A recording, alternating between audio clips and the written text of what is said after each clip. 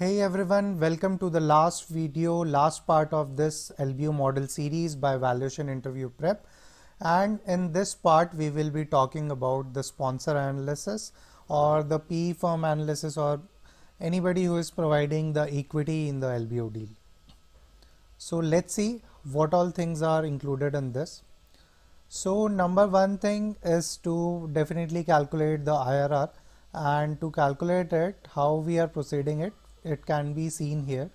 So we have the cash flows across the years starting from 25 to 2030. Firstly, we have the EBITDA, then we have the exit multiple, which is taken same as the entry multiple, fixated at the 15x. Next we have proceeds, which are multiplication of EBITDA and the exit multiple. Then we adjust for debt and cash and we come up to the final equity value. So another thing post equity value we have is the cash on cash multiple, which again we are seeing is that okay, what is the final amount of cash that I am getting and what was the initial invested amount. So here if you see, initially the sponsor has invested 2296 million, and now if I see, even if I exit all my proceeds in the next year in the 2026, then also I will be generating a 1.1x over my initial investment. Next is 2027 up to 2030. So in 2030, if I see, my final exit was giving me equity value of 5803, which is 2.5x of my initial multiple. And using this, if I see, so this below this, the period, the years is basically used for the discounting factor, because now standing at December 25, if I see, then if I have to discount this multiple, if you see the formula, then the formula of IRR is basically the cash on cash multiple raised to power 1 by years.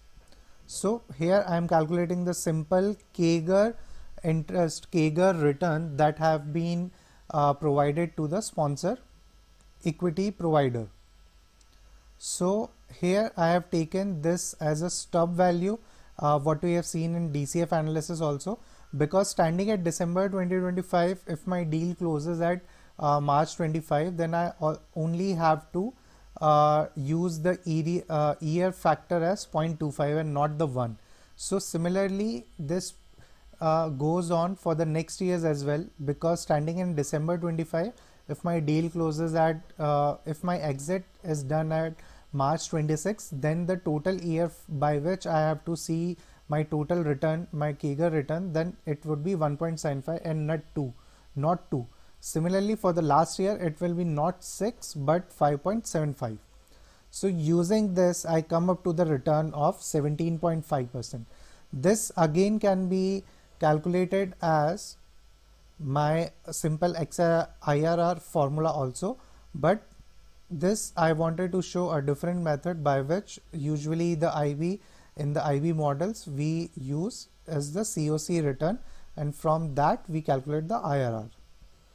Okay, so in the next table, in the next analysis, what we see is that okay, right now in the exit in my last year I am getting 17.5%, but what if I want to see that how I can generate a 20% or 22% of IRR, then accordingly what all inputs would be required in the deal. So if I put in here 18% or 20%, then I can see that my implied cash on cash multiple is between 2.6 to 3.1.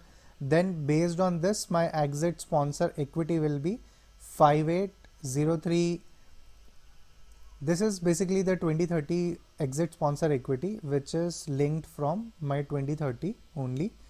So based on this, I can see that okay, what would be the entry sponsor equity required.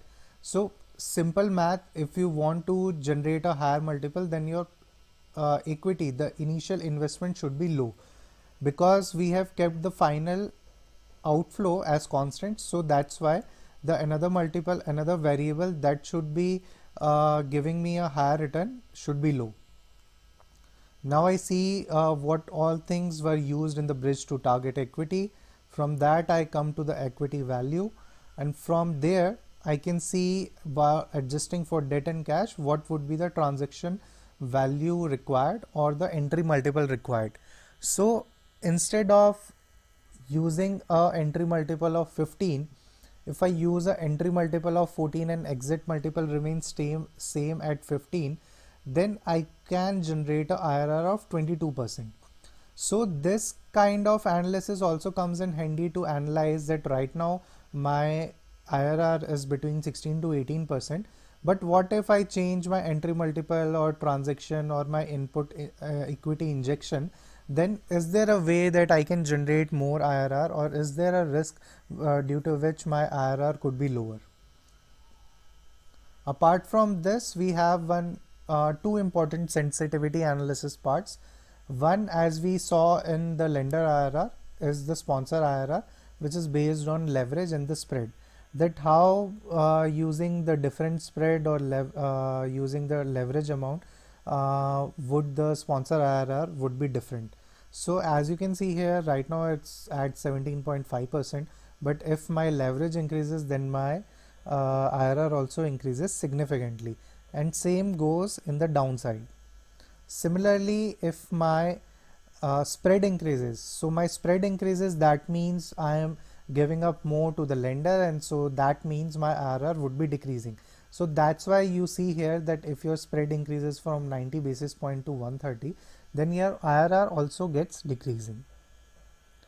And another one important sensitivity analysis that I have seen quite frequently used in the LBO model is sponsor equity based on the entry multiple and leverage.